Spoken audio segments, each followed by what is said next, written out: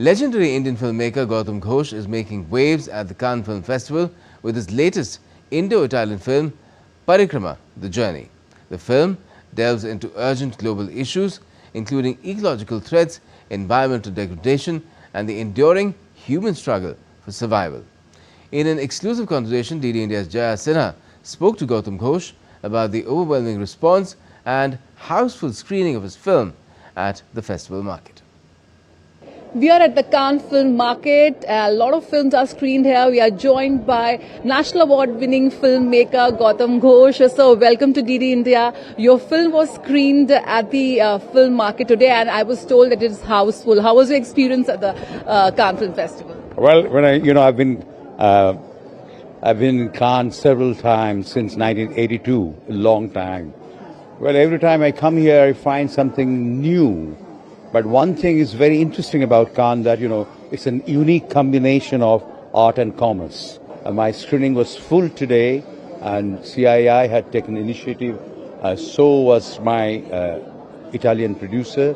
This is the first official Indo-Italian production, titled Parikrama. So you have literally seen the festival grow, and also the presence of Indian films and Indian filmmakers at the Cannes. Absolutely. I think, when I started coming to Cannes, mostly parallel filmmakers were known in Cannes. They didn't know anything about Bollywood. But later on, they started knowing that there's a huge industries in Bollywood. And of course, now they know our South Indian industry. And now the Indian films are known everywhere, thanks to the initiative of different apex body and the government.